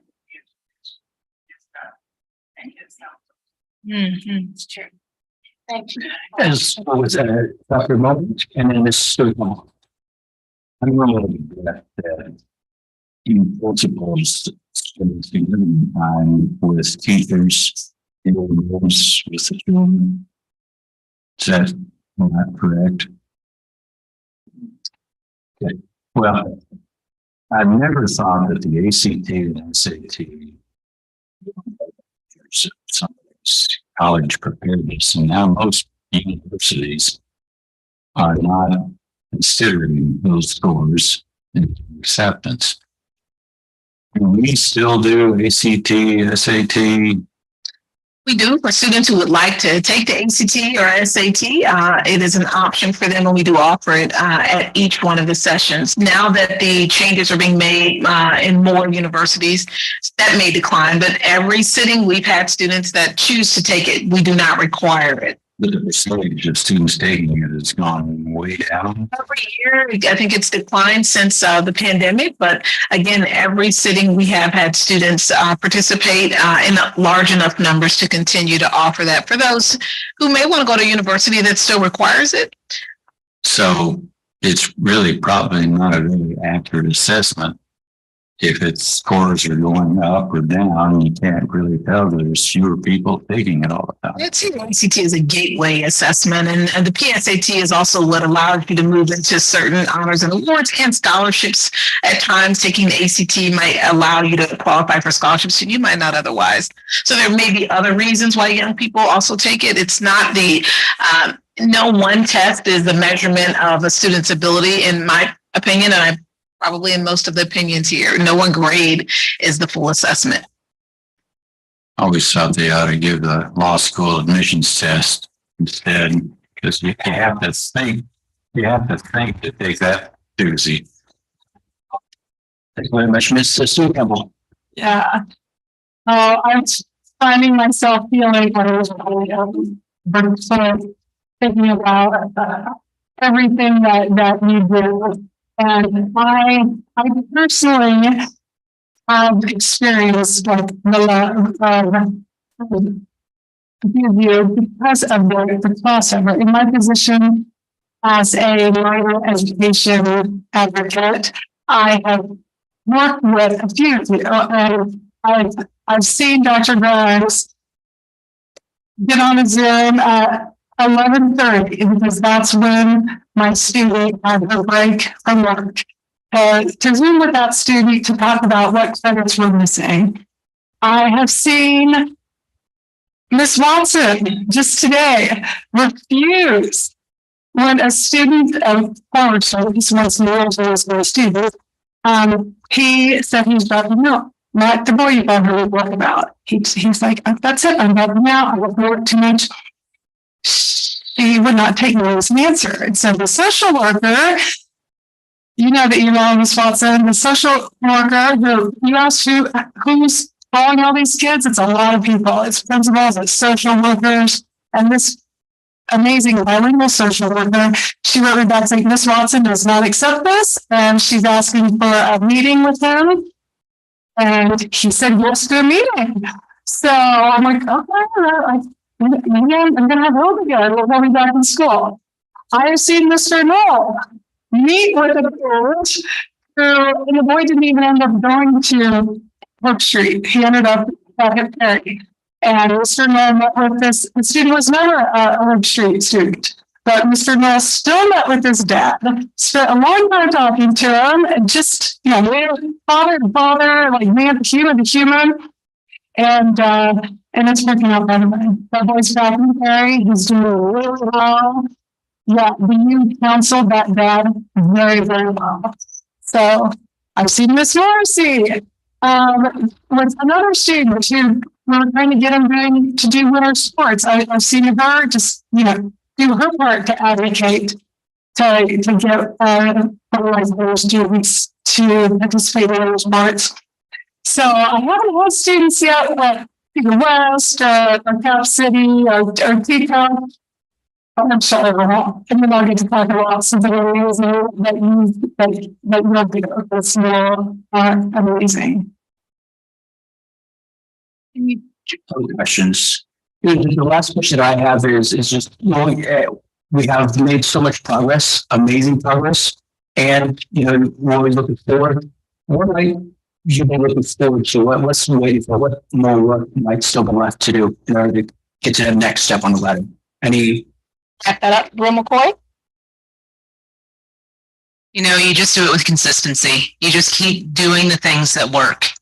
And when you find a student who challenges you to think differently or to adjust your parameter a little bit, you meet them there. And so we're always learning, which is nice because these kids are becoming more challenging. Just as coming out of COVID, they have their ideas. COVID's taught us a lot of things, and we've had to widen our scope. And I think we just meet them and their families where they're at, where they need to be, and where they want to go. You join me in thanking our principals.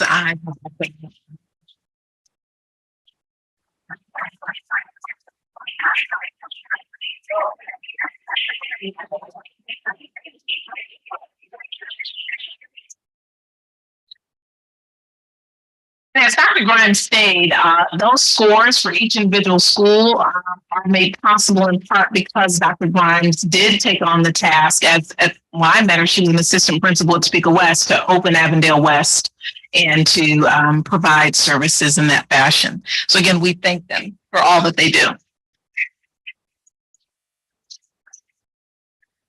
Right, as we transition, that does conclude our report. You do have the one legislative voice in front of you with the items that we are focusing on, which we'll turn it over to the board to discuss. All of the superintendents have come together with that language. Really, the focus is special education funding, fully funding special education. And the bullets have been created in alignment with that. Now, we, Topeka Public Schools, create this document for the guys. That's the other superintendents. One day we'll be saying the ladies. But until such time, the guys and I, we create this. Topeka Public Schools, if we scroll on down, we chose to include language about economic impact. After a legislator asked a little bit about, do we know how much teachers bring in to our county? So we let them know this many teachers brings in this much money. As we go down to the legislative agenda itself, if you have questions, please share those. But for the most part, this is your legislative agenda in regards to language you've used in the past and all the other school boards have used in the past. And it's the one voice. So we present in December, these guys and I. And the board members who'd like to be there certainly are welcome, but often the president attends. And then we answer questions, the superintendents do, from the legislators. I'll turn it over to you, Mr. Munoz. All right, thank you very much. So we've seen this stuff in different forms, but I think this is the final form which all other school districts have looked at, and I believe all others are doing the same thing, which will be the next meeting. Is that right, Dr. Anderson? Which will formally approve it? Yes. Yeah, okay. So any questions on this document? I don't know if you've had some time to look at. But again, this is Ms. Schmidt. Yeah, so my question is just to clarify, how do we come up with the items that are on here? Is that a meeting of all the superintendents at the various schools? Or? So the one voice was created prior to me coming to the district. And so some of the language and categories were already created. So the superintendents, the presidents of the school boards, meet and connect with one another. From those conversations that they have, topics are identified, and then the superintendents come together to talk about language that really falls under those topics. In addition to the board president's meeting, both the president and vice president, they attend legislative KSB sessions. And then there's something called the ICC. I believe that's the right acronym. And either the president or vice attend that. And all the presidents or vices from all the school districts attend that along with the superintendents. So again, that's where some of this language is revisited in terms of things they'd like to see on there. And then do each of the school boards of the 5 represented school boards in this one voice all vote on this document? Or does it just go forward? Yeah, I'm bringing it to you to look at. So if there are some language changes, then all the school boards would have to agree to that. We start this process in October so we can get this to you twice so that in time for the December date that they've given us to present. Okay, thanks. Yes, Ms. Sue Campbell. Okay, yeah, under teacher recruitment, establishing statewide financial incentives to encourage teachers to both enter and stay in the profession, especially to address tier 3 teachers. That means Capers tier 3. Ms. Wallace or Mr. Robbins, you want to talk about tier 3 teachers?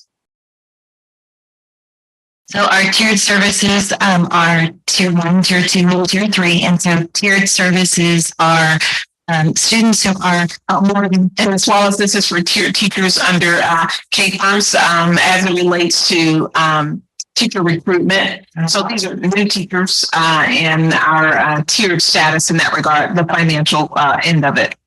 my apology. But it does refer to Capers? Yes. Okay, maybe that could be added in there because I wasn't sure what that meant, tier 3 teachers. Anyway, so it's hard, the incentives, tier 3 is she's asking what tier 3 is, and the legislators are used to they see this language in the past, so this is the past language. So in terms of adding what is tier 3 is what she was asking in terms of the language for tier 3 teachers under teacher recruitment, where it shows the tier 3 teachers statewide financial incentives, especially to address retaining tier 3 teachers. So our beginning and our end year of teachers. I'm curious, how are tier 3 teachers disadvantaged compared to tier 2 or tier 1? Am I really understanding this correctly? Talking about attracting and retaining as it relates to bringing teachers into the field is what we're really focusing on. Mr. Robbins, you want to talk about tier 3 teachers? The different tiers, the term is determines the type of retirement plan that a person is eligible to participate in. Mm-hmm. Okay. Your contribution level, whether or not there's a matching and what level the matching contribution will be. It's almost like in private industry now, there really are no retirement plans. It's mostly like plans anymore. So I don't know exactly how the tiers are set up, but it's the time that you enter the Capers system. Okay. So can we expect like a tier 4 or tier 5 as time goes on? No. Who knows? It depends on Capers. Okay. Okay. Are there other questions? Yeah, Dr. Moore. Sure. Subconsciously put it on themselves to destroy public schools. Raise vouchers. But if there's a difference in between public and private schools, the private schools, and mainly parochial, they have smaller classrooms. Fewer children in each class. If a teacher didn't have to work with 25 children, they could probably give more individualized attention. And if we can't get year-round schools, maybe we could have smaller classes at some point.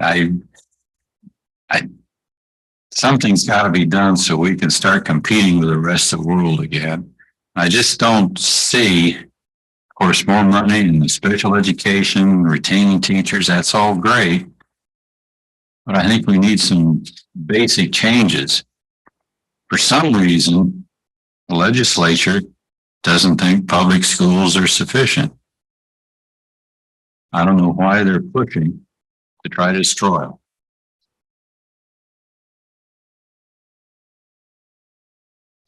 Any other questions about this? Thank you. Yeah, Mr. Tim. So I think it's personally pretty impressive that all of the various public school districts in Shawnee County were able to get on board and create a unified message. The districts are very different. We all know that. It's incredible that we were able to come together and create this document for the legislature. But I noticed that Rossville's missing. Dr. Anderson, I don't know if you had any idea or Mr. Robbins why that school district is missing when all the others in Shawnee County are part of the coalition.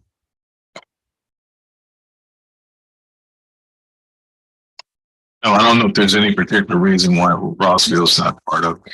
And I can share that I believe at one point there was a district, and maybe it was Rossville, when I first started. I have to say this One Voice was part of a branch out of, at the time, President Patrick Woods and other board presidents getting on the same page with the same language and having some commonality. I believe we invited, I think at the time they had a new superintendent at some point, and they may have come to some of our meetings. We meet every month, myself and the other superintendents, and they selected to walk within their own community on the legislative platforms that they like to have and where they align with, what they align with.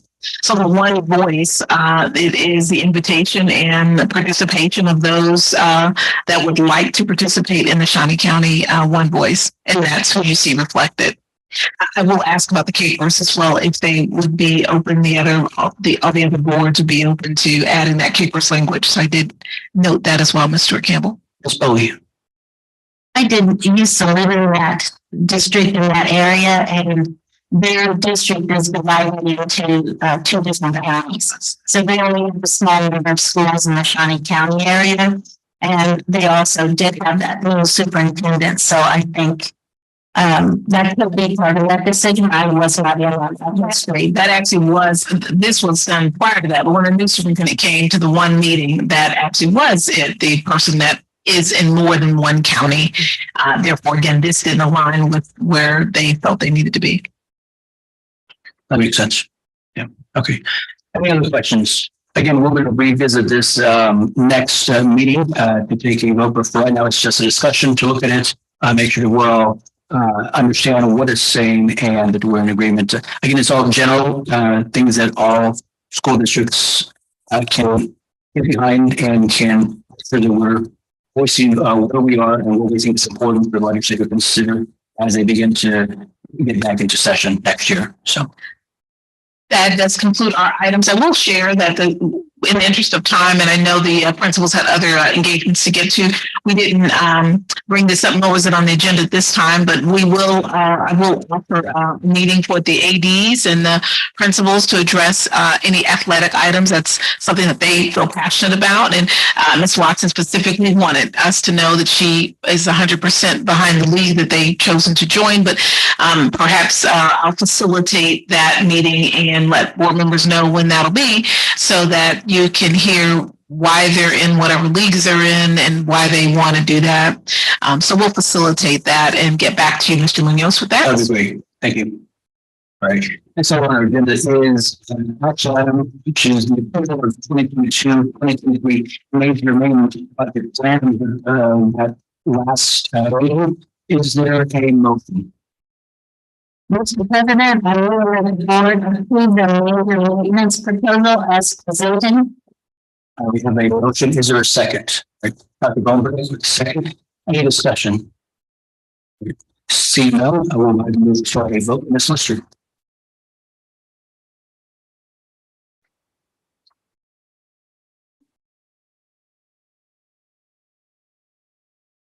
All votes are in and the motion carries unanimously. Right, thank you very much. We are on to the third member comments. Dr. Mulvey. Many good points. Oh, Mr. Taylor had many good points. And even revenues are down, the fan interest is down in the athletic events. It would be interesting to see what their justification was.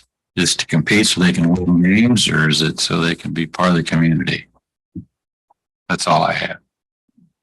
Thank you, Dr. Schumacher. I start out with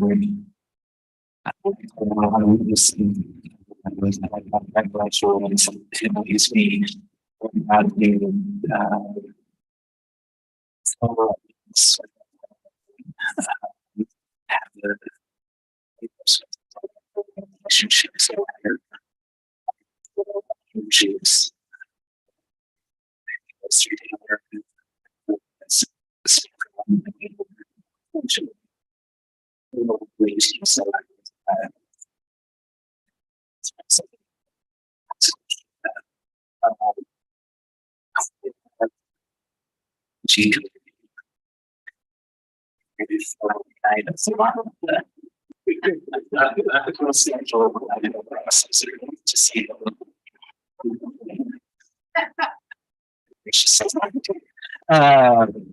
So we talked about synergy. So information system.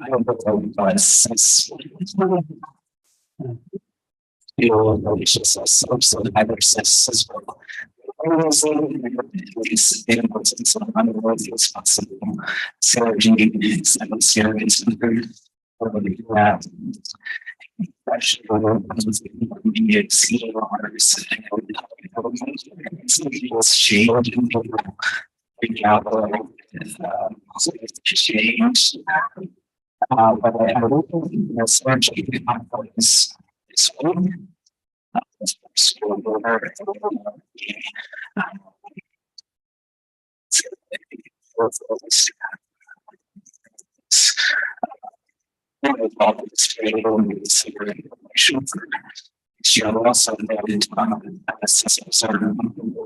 cybersecurity. So we're thinking a little bit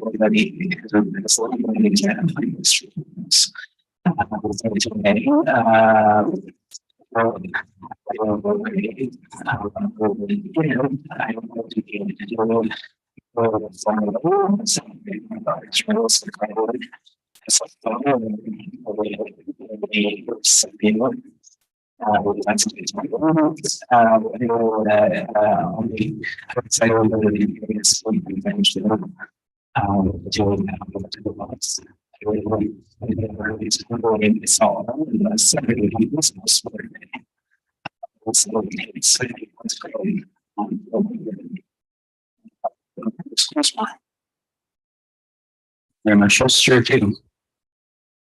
So I had several things that I wanted to ask about during the time of board comments, but several of them have already been mentioned or addressed. So with that in mind, if I had several comments, I think they're probably wait. They're not front burner issue.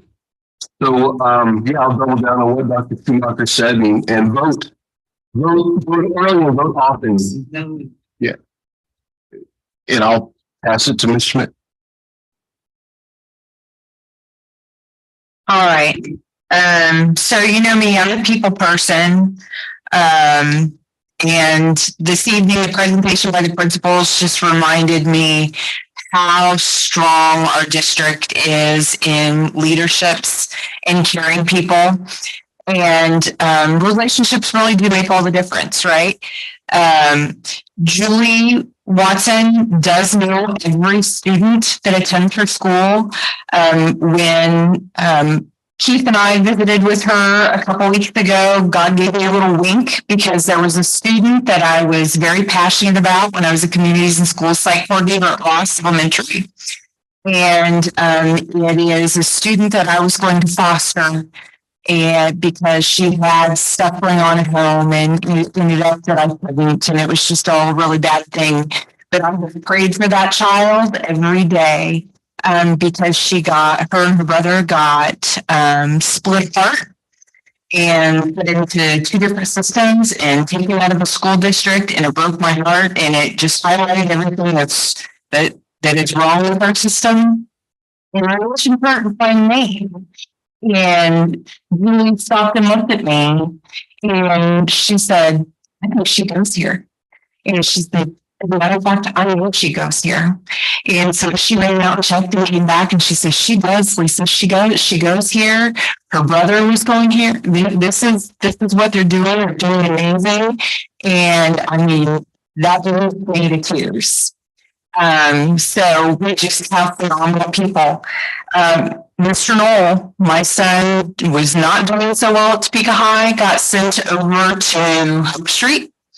And at 22 years old, my son still talks about Mr. Knoll, and we'll go over there to check in with him, and tell him what's going on. When he found out he was going to be a dad, he went over to Mr. Knoll. "I'm going to have a little son now." So, I mean, these are the things that make our district unique and is one of our biggest strengths. And when you think about, it's just relationships. There is so much research that's done about how healthy relationships benefit people. And we just need to not shake that off. We have outstanding leaders that do amazing things that impact our kids probably far beyond the walls and years that they even realize. So yay to all our principals and our teachers who leave a legacy. I mean, they truly leave a legacy.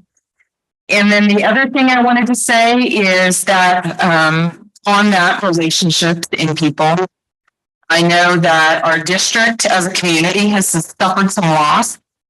I know there was a staff member that's gone through some loss, and I personally have a former Topeka High graduate who lost her husband, and they have a son who's a senior at Topeka West. So, I just ask, I know loss is hard anyway, but then as we're coming into a holiday season, where I think those raw feelings just make it even harder. So I would just ask, since we're such an amazing district full of people that are great at building relationships, that we keep those people in our thoughts and prayers as they go through something that just isn't fun. So thanks. So Kimmel. All right, what I want to share with everybody today, just talking about how great our district is and celebrating the leadership, our leading principles. I've been thinking about ways that we could be even better. And Dr. Kidd, does it all like this? We shall see. All right. Topeka Public Schools, this is about exchange students with other countries. This is what I'm going to talk about. So we all know the importance of bilingualism, bilinguality, cultural competency. We talk about producing graduates who are citizens of the world. What better way to do that than to encourage and incentivize ways for our students to study abroad? Now, in the dual language committee, we have talked about dual language students going to study abroad in Spain or Paraguay. But this idea I say, let's expand this. Okay, so I've been doing some research. In Topeka, there are 2 schools that have a student exchange visitor program. And they're private schools. It's Parabel and Haiti. Okay, what does that mean? It means that those 2 schools can sponsor a student from another country on an F1 visa. That's what it means. And so I asked Dr. Kiff, did 501 used to have this? Because I thought that we did. Somebody had told me that we did. And the answer was yes, we did. We used to offer this also. But we stopped because it was very difficult to find host families. And I totally get that. One of my side hustles at one time was working for EF, finding host families very hard. Hey, come have a total stranger live with you. You have to pay for them and you don't get any compensation for it. And they might turn out to not jive well with your family. It's hard. So I completely understand. So, where's she going with this? There are 3 public schools in Kansas that are offering the F1. It's Pittsburgh, USD 250, Pittsburgh, Kansas, Manhattan, and Blue Valley. They are offering the F1. So, my idea is, would we consider doing an actual exchange program? Because when we talk about foreign exchange students, that is a misnomer. Nobody's exchanging. Nobody's like the 10 exchange students I don't know at Topeka High. There aren't 10 students from Topeka High who are living in that student's house in Italy or Germany. They're not exchange students, right? They're international students. So my idea is that we actually start exchange programs.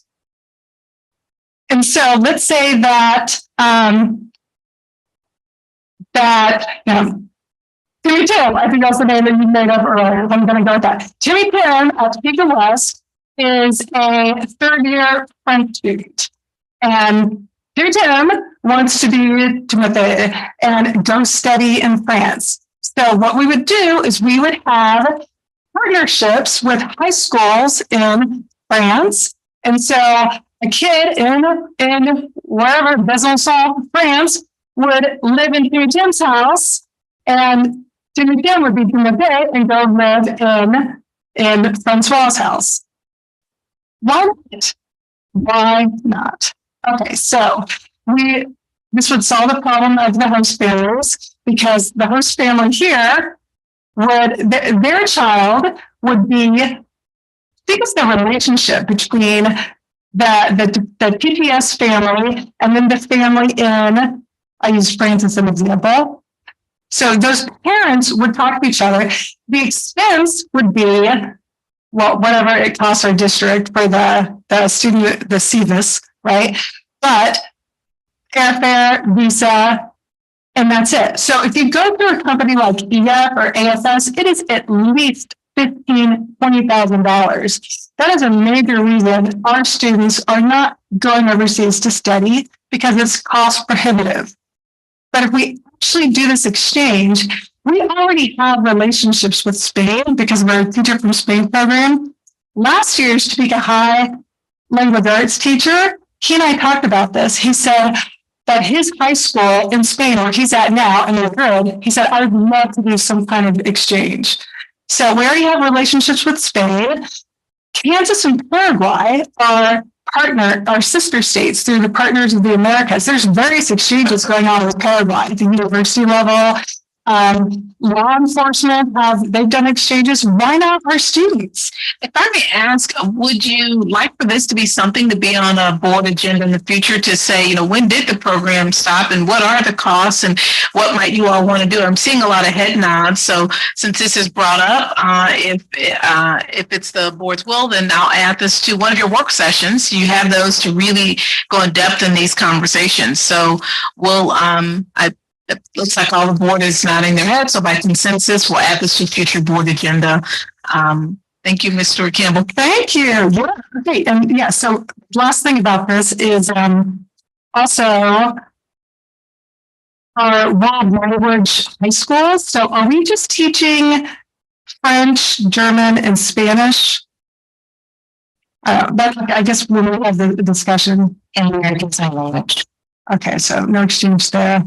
American Sign Language, but okay, all right. So that would be where we would target the students and the host families would be at our high school world language programs. All right. Well, I look forward to that being added to the agenda so we can discuss. Thank you. That's all. Ms. Bowie. So as we look at our amazing high school data tonight, I want to mention and congratulate Dr. Anderson as being selected as one of the top 3 superintendents in the state of Kansas. And as always, you brought honor to our district by being selected by all the other superintendents. So congratulations for that. We've had policy council, and Ms. Whiteman is doing such a nice job of leading us through that huge book, trying to clean up the language and the understanding of what the policies actually mean and any policies we need to put in place. We also had a calendar committee meeting that's led by Ms. Wallace, and she just does such a fine job of just keeping us on task, and we're really lucky we have a calendar to present to you within 3 meetings. That's our goal. The people on the committee are very dedicated to coming up with a calendar they think their other staff members will appreciate. And tonight there was some discussion about the conference. Dr. Chip has honored me in asking me to present with him at the conference. And the title is, well, at least the last I heard, was fetal literacy in a district. And so we will be presenting there on Saturday. And I appreciate that. I'll just be the Vanna White, you know, the good looks of of that committee. But yeah, so thank you for that. And once again, Pekin Public Schools will be represented there at the KSNE conference. The last thing is there was discussion about the consults every month with the staff in a district. And that is something you as a board member can attend on Zoom. You cannot participate in it, but you can be there and watch it, listen to it, learn about our schools, what our staff are doing in the schools to help our students.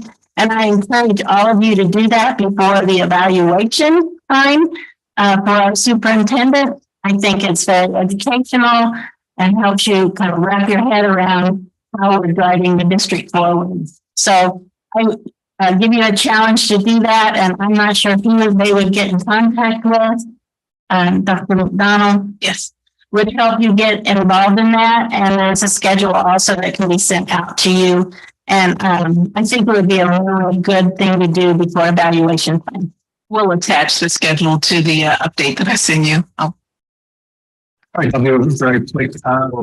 Last week we had the parent-teacher conferences, so I spent some time with talking with teachers for my kiddos, and I just want to sort of give a shout out and a thank you to all of our teachers. Parent-teacher conferences is extremely intense and long days, and obviously you're connecting with parents and other students, so we're always appreciative of having gone through later than one for it. Couple more quarters left to get through this school year, but we're making progress there. It's already been said that the Kansas Association of School Boards have a conference not this weekend, but the next weekend after. So some of us will be there, hopefully most of us. And really just the other things I have to add is, I'm volunteering, at the Christmas Bureau, which is organized by United Way. So for any families who are listening, or educators who know families who might qualify and might, be going through a tough time, the last day to register will be this Saturday at Oak Ridge. It's, doesn't sound like Christmas is here yet, that the holidays are here, but that they will be here very soon. And so, families who have, students who could, who could use that extra support, this Saturday at Oak Ridge, they'll be there ready to meet. So that'll be it. That'll be the last day. And the last thing is, as was mentioned before, I didn't vote today. I didn't look at my schedule, but I'll be out of town on Tuesday and I won't be able to vote in person, which is my preferred way to vote. And so I did my research and I voted for individuals who support public education, who want to make sure that teachers have the resources necessary and that our students have tools to be able to be successful. So go out there and vote. And on that note, I'm looking for a motion to adjourn. Mr. President, I move that we adjourn. Motion, all in favor? Okay, and seconds? Okay, seconds is taken. All in favor? All right, we are adjourned. Thank you, everyone.